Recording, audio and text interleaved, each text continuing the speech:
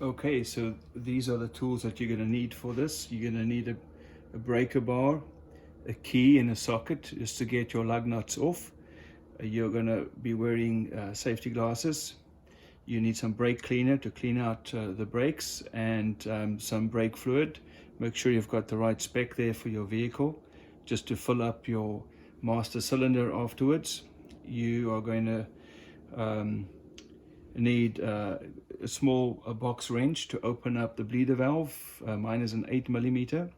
You need a ratchet here for, once again, for the lug nuts. And then I have these measurements over here for the brake pad to see how thick that is, how much wear I still have on it. And of course you're going to need a tube and some sort of container for the brake fluid that you are going to be bleeding out. The tube needs to be the right size for the bleeder valve. Mine, that seems to work well in most of my vehicles, is an inner diameter of 3/16. That's the inner diameter, and that fits well over those bleeder screws. The other thing I use is a torque wrench for when I put the lug nuts back on the car.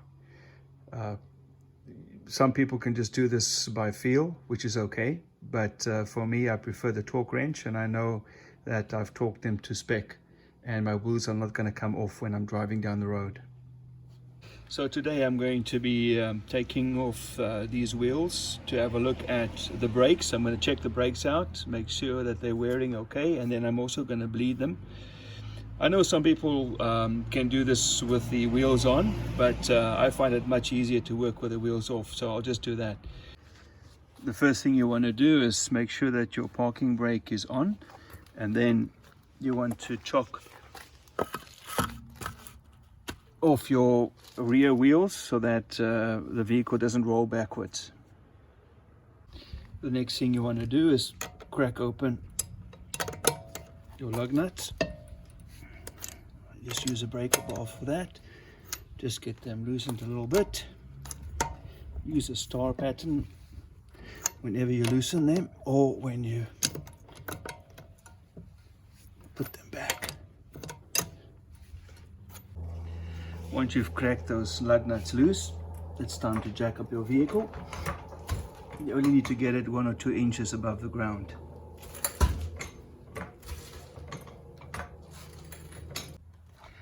Then you want to make sure you place your jack stands underneath the jack points, both sides of the vehicle, and then lower your vehicle down onto the jack stands.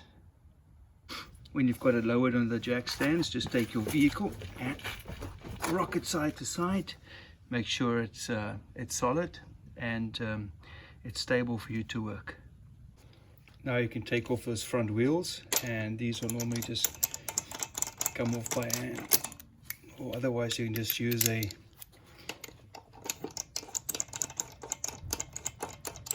ratchet just to get them off.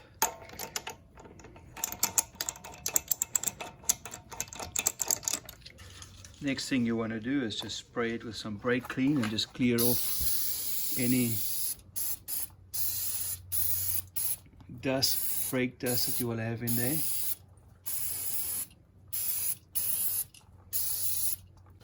So now you want to check the wear on your brake pads, and that right down over here on the inside there.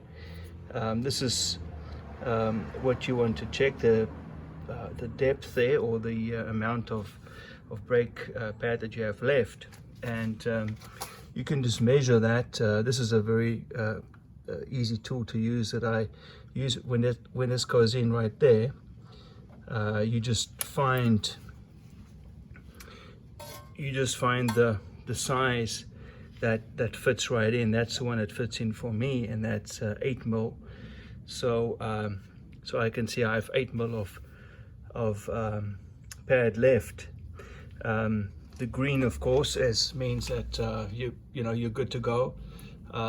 Yellow means caution, of course.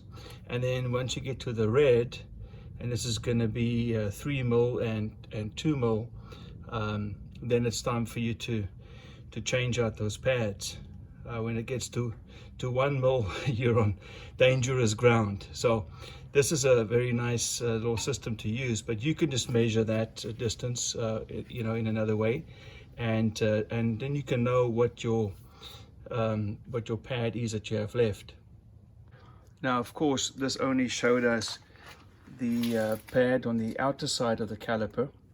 To look at the pad on the inside of the caliper, the easiest way is just to turn the wheel out, and then you'll be able to inspect it from this hole over here.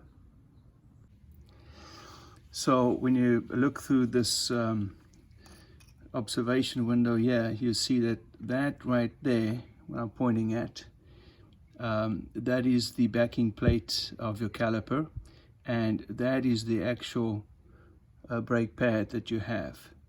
And so what you want to measure is you want to measure that distance right there to get the thickness of your pad. This is the rotor right here.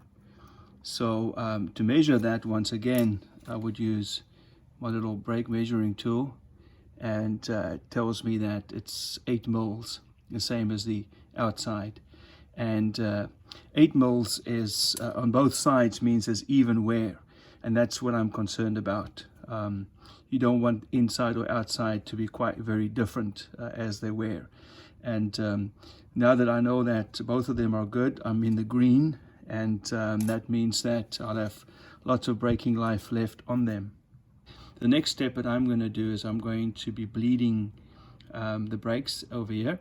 For those of you who just want to inspect your brakes, you don't need to do anything further. Just put your wheels back on.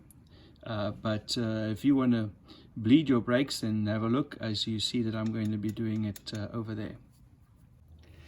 To bleed these front brakes, you want to remove that little dust cap that was on there, and then you want to get a little box end wrench that's going to fit exactly on. Mine is an 8mm, and so that'll go over the bleeder valve right there.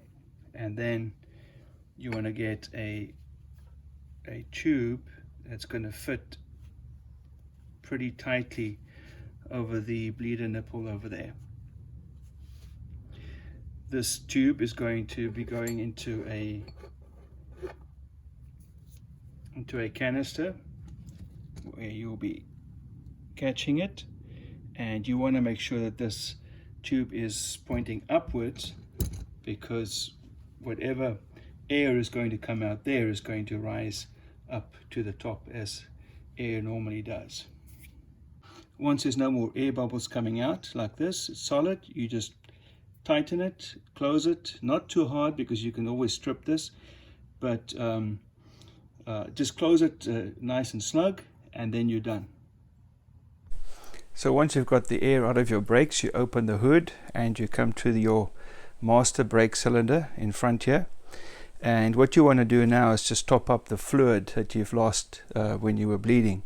So you have to open this up, and it's a good idea just to wipe everything beforehand so no dust comes in there. And then you take your brake fluid and you pour that in until you get to the desired level. And once you've done that, your bleeding process is complete. Now, what you want to do to know that you're at the right level is you want to check on the cylinder itself, and you have to look from this side. I want to see if I can show you what to look for. When you look underneath to see, there's your cylinder, and there's the level. You can see the fluid there is just below that thick ridge, and that thick ridge for me is the minimum level. So I have to raise my fluid just to get to that minimum level to know that I'm good to go. So just to give you the situation, you see there's the top of your little tank, and there's the bottom, and that's how you check your fluid level. So once you've topped this up, you're ready to go for a ride.